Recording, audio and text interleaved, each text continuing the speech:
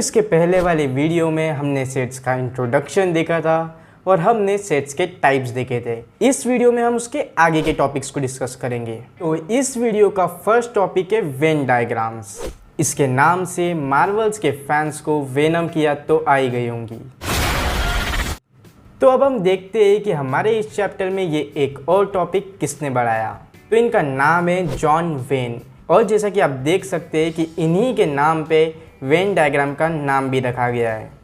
तो अब क्वेश्चन आता है कि हम ये वेन डायग्राम्स पढ़ क्यों रहे हैं, वेन डायग्राम्स का इस चैप्टर से क्या रिलेशन है। तो सेट्स के बीच के ज़्यादातर रिलेशन को हम वेन डायग्राम का यूज़ करके रिप्रेजेंट कर सकते हैं, और यूजुअली इन डायग्राम्स में रेक्टेंगल और क्लोज कर्व्स ही होते हैं, मतलब यूजुअली सर्कल्स ही होते हैं। तो अब हम एनिमेशंस की मदद से समझने की कोशिश करते हैं कि ये वेन डायग्राम्स क्या होते हैं और ये सेट्स के बीच के कौन से रिलेशंस को शो कर सकते हैं। तो जैसा कि आप यहाँ पर देख सकते हैं, यहाँ पर एक रेक्टेंगल और उसके अंदर है दो सर्कल्स। तो ये रेक्टेंगल रिप्रेजेंट करता है यूनिवर्सल सेट को, मीन्स हम जो भी सेट को डिस्कस करेंगे वो सब सेट इस सेट के अंदर आएंगे, और इसीलिए हम इसे बोलेंगे यूनिवर्सल सेट। और इसके अंदर होंगे दो सर्कल्स। ये दो सर्कल्स उन सेट को रिप्रेजेंट करेंगे जिनके बारे में हम डिस्कस कर रहे हैं। तो ये दोनों सर्कल्स को ध्यान से देखो, ये दोनों सर्कल एक दूसरे को किसी भी पॉइंट पे इंटरसेक्ट नहीं कर रहे हैं या फिर जॉइंट नहीं हो रहे हैं। तो इस तरह के सेट्स को हम बोलते हैं डिसजॉइनिंग सेट्स।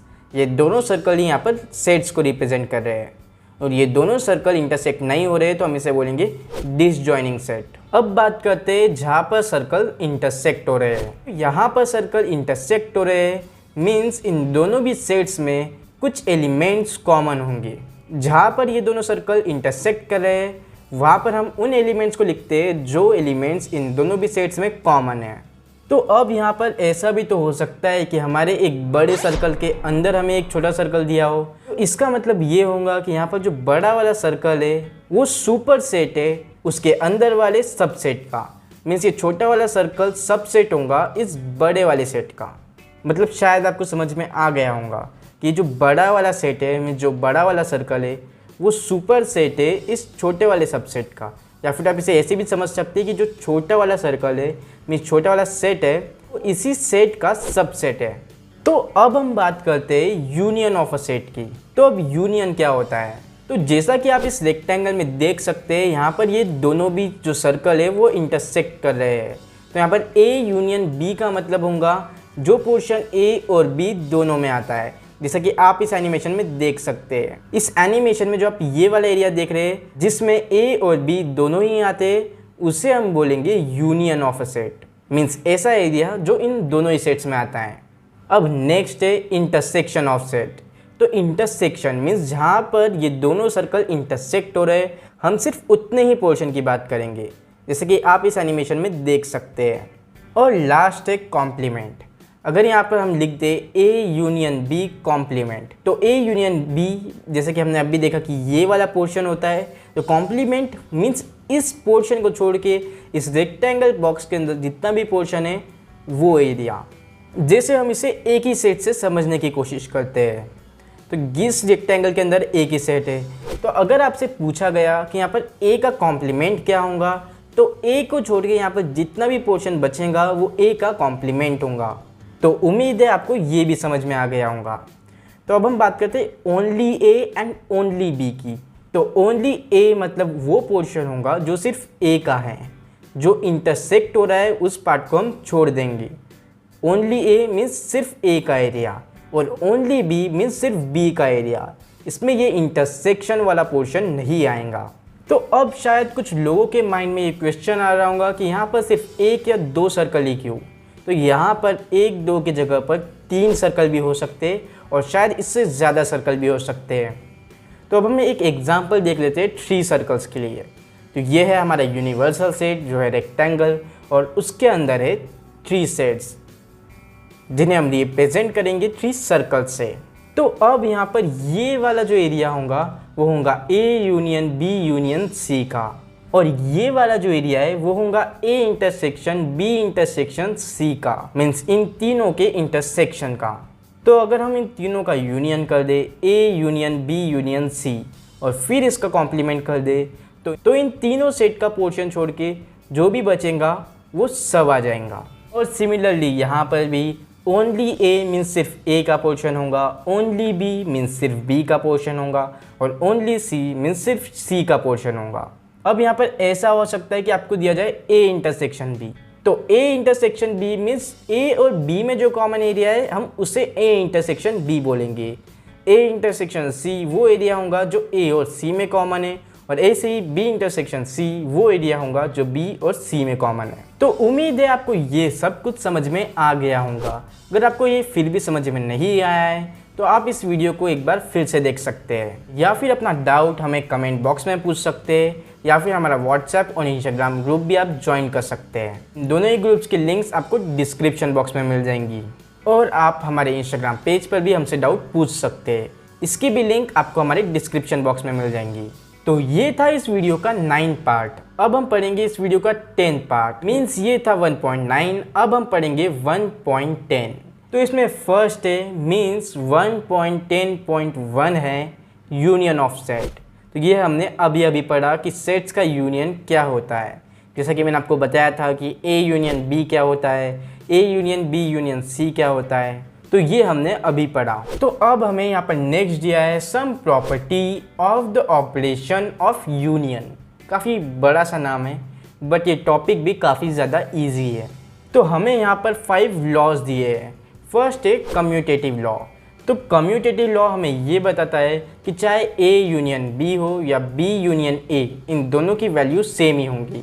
मीन्स अगर आप ए का यूनियन बी से करेंगे तब भी आपको सेम वैल्यू मिलेंगी, और आप बी का यूनियन ए से करेंगे तब भी आपको सेम वैल्यू मिलेंगी। इसे आप इस तरह से समझ सकते हैं, अगर आप 5 में 3 ऐड करेंगे तब भी आपको 8 मिलेगा, और अगर आप 3 में 5 ऐड करेंगे तब भी आपको 8 मिलेगा। तो फर्स्ट लॉ तो काफ़ी ज़्यादा सिंपल है। सेकेंड है एसोसिएटिव लॉ। तो अब यहाँ पर एसोसिएटिव लॉ हमें ये बताना चाहता है कि ये ब्रैकेट कहीं पर भी हो इसकी वैल्यू सेम ही होंगी। तो इसे आप ऐसा समझ सकते हैं कि यहाँ पर ब्रैकेट में 3 + 2 हो और +5 हो, और यहाँ पर 5 + 3 + 2 हो, तो इन दोनों की वैल्यू सेम आएंगी। 3 + 2 हो जाएगा 5 और 5 + 5 आ जाएगा 10, और ये भी 5 + 3 + 2 ये भी आ जाएगा 10, तो ये दोनों भी इक्वल होंगे। तो ये था एसोसिएटिव लॉ। थर्ड है लॉ ऑफ आइडेंटिटी एलिमेंट। तो अब यहाँ पर हमें दिया है A union empty set is equal to A. तो इसका मतलब है कि अगर हम किसी भी सेट का यूनियन एक एम्प्टी सेट से करते हैं, मीन्स एक ऐसे सेट से करते हैं जिसमें कोई एलिमेंट ही नहीं है, तो हमें वही सेट वापस मिल जाएगा। इसे आप ऐसे समझ सकते हो, सेट 2 + 0, यहाँ पर हमें 2 ही मिलेगा। तो ऐसे ही अगर हम किसी भी सेट का यूनियन नल सेट या एम्प्टी सेट से करेंगे तो हमें वही सेट वापस मिल जाएगा। तो यही था law of identity element. Fourth है आइडेम्पोटेंट लॉ। मीन्स अगर हम ए का यूनियन ए से ही करेंगे तो हमें ए ही वापस मिल जाएगा। अब यहाँ पर एडिशन का एग्जांपल काम नहीं करेगा। यहाँ पर 3 + 3 6 होता है, बट ऐसा इस सेट के कॉन्सेप्ट में नहीं होगा। तो इसे हम सेट्स के एग्जांपल से ही समझने की कोशिश करते हैं। तो समझ लीजिए यहाँ पर एक सेट है ए, और ए में एलिमेंट है 1 और 2, और सिमिलरली यहाँ पर सेम एक सेट है ए, इसमें भी एलिमेंट है 1 और 2, मीन्स ये दोनों सेट सेम होंगे। तो अगर हम इन दोनों सेट का यूनियन करेंगे तो इन दोनों ही सेट में आते हैं 1 और 2, और जब भी हम सेट के एलिमेंट को रिप्रेजेंट करते हैं तो हम कभी भी एलिमेंट्स को 2 बार नहीं लिखते। तो सेट 1 में भी 1 और 2 है, सेट 2 में भी 1 और 2 है, तो हम यहाँ पर 1 और 2 ही लिखेंगे। हम यहाँ पर 1 को 2 बार और 2 को 2 बार नहीं लिखेंगे। तो इसीलिए अगर हम ए का यूनियन ए से करेंगे तो हमें 1 और 2 ही मिलेगा, और यही है आइडेम्पोटेंट लॉ। और इसका लास्ट लॉ है लॉ ऑफ यूनिवर्सल सेट। तो इसमें हमें दिया गया है कि अगर आप किसी भी सेट का यूनियन अगर उसके यूनिवर्सल सेट से करोगे तो आपको उसका यूनिवर्सल सेट ही मिल जाएगा। तो इसे आप ऐसे समझ सकते हैं, जैसे ये रेक्टेंगल है एक यूनिवर्सल सेट, और इसके अंदर है एक सेट जिसे हम बोल देंगे सेट ए। तो अगर आप ए का यूनियन करोगे यू के साथ, मीन्स इस सेट ए का यूनियन करोगे इसके यूनिवर्सल सेट के साथ, तो क्या मिलेगा, इन दोनों का पोर्शन जो होगा ये। तो अब यही तो पोर्शन है यूनिवर्सल सेट का, मीन्स ए यूनियन यू और यू सेम ही है। तो यहाँ पर अगर आप किसी भी सेट का यूनियन करोगे उसके यूनिवर्सल सेट के साथ तो आपको उसका यूनिवर्सल सेट ही मिल जाएगा।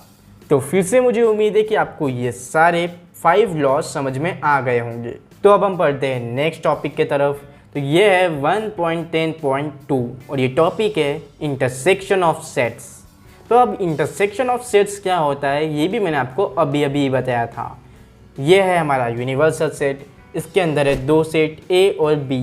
तो अगर इन दोनों सेट के बीच में अगर कोई कॉमन एलिमेंट है तो ये दोनों सेट एक पार्ट पे इंटरसेक्ट करेंगे और इन्हीं सेट को हम बोलते हैं इंटरसेक्शन ऑफ सेट। मीन्स इस पोर्शन को हम बोलते हैं इंटरसेक्शन ऑफ सेट्स। तो हमने ये भी पढ़ लिया है। तो अब हम पढ़ते हैं some properties of operation of intersection. So similarly इसमें भी 5 लॉज है, तो इन 5 लॉज को भी हम देख लेते हैं। फर्स्ट है कम्यूटेटिव लॉ। तो जैसा कि हमने देखा कि A यूनियन B इक्वल होता है B यूनियन A के, वैसे ही A इंटरसेक्शन B इक्वल होता है B इंटरसेक्शन A के। मुझे नहीं लगता इसे और समझाने की ज़रूरत है। सेकेंड है एसोसिएटिव लॉ। तो ये भी हमने अभी देखा था। जैसे A union B union C equal होता है A union B union C के, वैसे ही A intersection B intersection C equal होता है A intersection B intersection C के। थर्ड लॉ है law of null set and universal set. तो अगर आप नल सेट का इंटरसेक्शन करेंगे किसी भी सेट के साथ तो आपको वापस मिल जाएगा नल सेट। और ऑब्वियसली रीज़न है कि नल सेट में कोई भी एलिमेंट नहीं होता है। अब आप किसी भी सेट का इंटरसेक्शन करेंगे यूनिवर्सल सेट के साथ तो आपको मिल जाएगा वही सेम सेट। तो अब इसका रीज़न क्या है? तो जैसा कि मैंने आपको पहले भी बताया था कि ये रेक्टेंगल से हम रिप्रेजेंट करते हैं यूनिवर्सल सेट को। तो अब इसके अंदर एक सेट है A। तो अब A इंटरसेक्शन यूनिवर्सल सेट। तो अब इन दोनों सेट में क्या कॉमन है? तो सिर्फ A वाला एरिया ही कॉमन है, क्योंकि जो बाकी बचा हुआ एरिया है वो सेट A में तो आता नहीं है, बट जो A वाला एरिया है वो यूनिवर्सल सेट में भी आता है। तो इसीलिए यहाँ पर जो कॉमन एरिया है मीन जो इंटरसेक्शन है वो सिर्फ A का एरिया होगा, इसीलिए हमें सेट A वापस मिल जाएगा। तो उम्मीद है आपको ये लॉ भी समझ में आ गया होगा। फोर्थ लॉ है आइडेम्पोटेंट लॉ, जो हमने अभी पढ़ा था, तो इसे भी समझाने की ज़रूरत नहीं है। जैसे हम अगर A का यूनियन A के साथ करेंगे तो हमें A मिलेगा, वैसे ही अगर हम A का ही इंटरसेक्शन A के साथ करेंगे तब भी हमें A मिलेगा। और रीज़न वही है, अगर हम A का इंटरसेक्शन A के साथ करेंगे तो A और A में A ही तो कॉमन है, तो यहाँ पर A ही आ जाएगा। फिफ्थ है डिस्ट्रीब्यूटिव लॉ। तो इस लॉ को ध्यान से देखिएगा। तो A intersection B union C is equal to A intersection B union B intersection C। तो वैसे तो अगर आप ध्यान से देखें तो ये भी काफ़ी ज़्यादा सिंपल है। जैसा कि हमने पिछले साल splitting the middle term method में x और y के साथ किया था, सिमिलरली यहाँ पर भी, यहाँ पर था A intersection B union C, तो ये आ जाएगा A इंटरसेक्शन B आ जाएगा ब्रैकेट के बाहर, और ऐसे ही आ जाएगा A इंटरसेक्शन C। यहाँ पर A दोनों में कॉमन आ जाएगा और इंटरसेक्शन भी दोनों में कॉमन आ जाएगा, और ये जो यूनियन का साइन है वो इन दोनों ब्रैकेट के बीच में आ जाएगा। तो अब हमने ये 5 लॉज भी पढ़ लिए। अब हम इसका नेक्स्ट टॉपिक पढ़ते हैं। नेक्स्ट टॉपिक है डिफरेंस ऑफ सेट। तो अब इसमें 3 - 3 0 ऐसा कुछ नहीं होने वाला है। यहाँ पर एक यूनिवर्सल सेट है जिसे हम रेक्टेंगल से रिप्रेजेंट करते हैं, और इसके अंदर जो सेट है A एंड B, जैसे कि आप यहाँ पर देख सकते हैं। तो अब यहाँ पर अगर हम सेट A में से सेट B को सब्ट्रैक्ट कर लेंगे, जैसा कि आप यहाँ पर देख सकते हैं, ये है सेट A और ये है सेट B। हमने सेट A में से अगर सेट B को सब्ट्रैक्ट कर लिया तो हमें ये जो एरिया बचा वो है A। मीन्स अगर हम सेट A में से सब्ट्रैक्ट करेंगे सेट B को तो हमें यहाँ पर मिल जाएगा ओनली A, और सिमिलरली ऐसे ही अगर हम B में से A को सब्ट्रैक्ट करेंगे तो हमें मिल जाएगा ओनली B। तो अब हम बढ़ते हैं हमारे नेक्स्ट टॉपिक की तरफ, जो है 1.11, और 1.11 है कॉम्प्लीमेंट ऑफ सेट। तो ये भी मैंने आपको वीडियो के स्टार्टिंग में बताया था। इसकी बड़ी सी डेफिनेशन को आप यहाँ पर देख सकते हैं, बट ये समझने में इतना हार्ड नहीं है, सिर्फ इसकी डेफिनेशन ही इतनी बड़ी है। तो एक बार हम इसे फिर से समझ लेते हैं। तो यहाँ पर एक यूनिवर्सल सेट है जिसे हम रेक्टेंगल से रिप्रेजेंट करते हैं। कितने बार बता चुका हूँ मैं। तो अब इसके अंदर जो सेट है, set A and set B. तो अब ए का कॉम्प्लीमेंट क्या होगा? तो ए का कॉम्प्लीमेंट को हम इस कॉमा से रिप्रेजेंट करते हैं। मतलब अगर हम ए के आगे इस कॉमा को लगा देंगे तो इसका मतलब होगा ए का कॉम्प्लीमेंट। तो यहाँ पर ए का कॉम्प्लीमेंट क्या होगा? ए का कॉम्प्लीमेंट मीन्स ए का जो एरिया है, ए सेट का जो एरिया है, मीन्स ये जो सर्कल है, इसको छोड़ के हमारे पास जो भी एरिया बचेगा वो एरिया इक्वल हो जाएगा ए कॉम्प्लीमेंट के। सेम ऐसे ही बी कॉम्प्लीमेंट भी हो जाएंगे। यूनिवर्सल सेट से बी सब्ट्रैक्ट करने के बाद जो एरिया बचेगा उसे हम बोलेंगे बी कॉम्प्लीमेंट। तो काफ़ी ज़्यादा सिंपल है, उम्मीद है आपको ये भी समझ में आ गया होगा। अब हम देखते हैं some properties of complement sets. तो इसमें 4 लॉ है। फर्स्ट है कॉम्प्लीमेंट लॉ। तो इसमें हमें 2 पार्ट दिए हैं, फर्स्ट एंड सेकेंड। तो फर्स्ट में दिया है ए यूनियन ए कॉम्प्लीमेंट। तो A union A complement equal हो जाएगा यूनिवर्सल सेट के। तब ये कैसा होगा? इसे भी हम वेन डायग्राम की हेल्प से समझने की कोशिश करते हैं।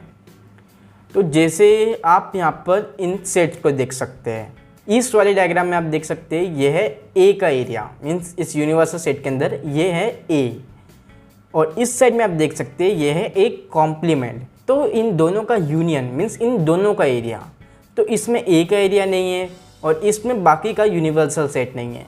तो जब हम इन दोनों को कंबाइन करेंगे तो ये आ जाएगा पूरा यूनिवर्सल सेट, मीन्स ये पूरा रेक्टेंगल बॉक्स आ जाएगा। तो ये आ जाएगा यूनिवर्सल सेट, मीन्स ये इक्वल होगा यूनिवर्सल सेट के। और ऐसे ही अगर हम ए का इंटरसेक्शन करें ए कॉम्प्लीमेंट से तो ये आ जाएगा नल सेट, कि इन दोनों में कोई भी सेम एरिया नहीं होगा। तो अब सेकेंड लॉ है डी मॉर्गन्स लॉ। तो अब इसे ध्यान से देखना, जैसे ये भी काफ़ी ज़्यादा इजी है। तो इसमें फर्स्ट पार्ट में दिया है ए यूनियन बी का complement is equal to A complement intersection B complement.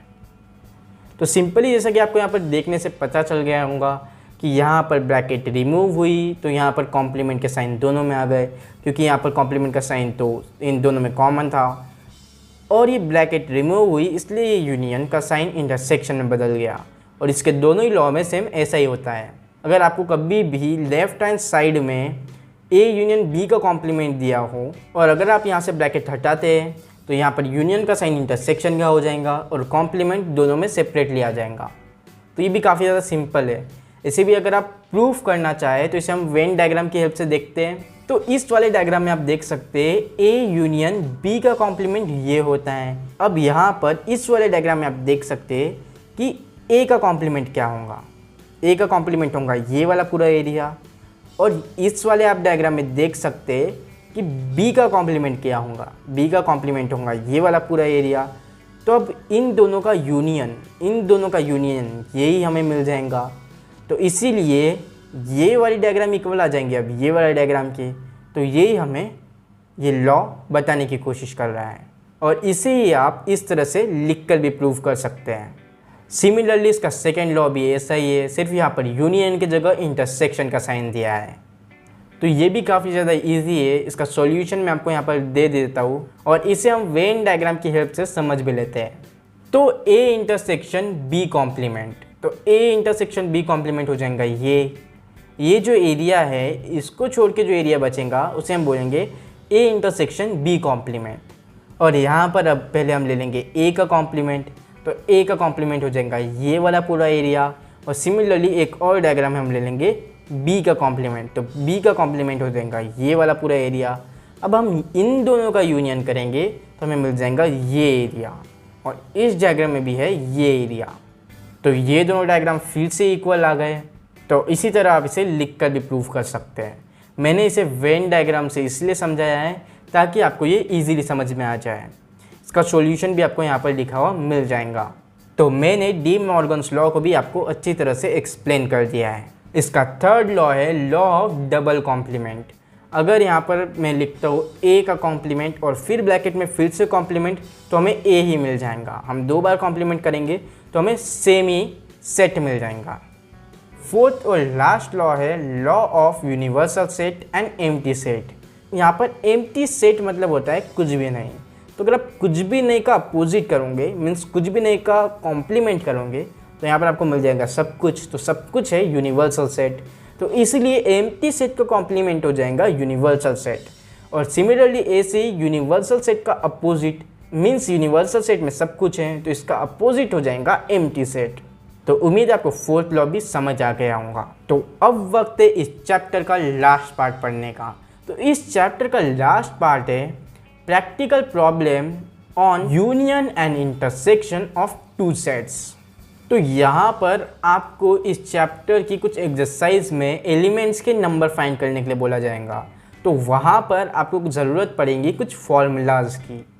तो ये तीन है वो फॉर्मूलाज, जैसे first number of element in A union B equal हो जाएगा number of element in A plus number of element in B के।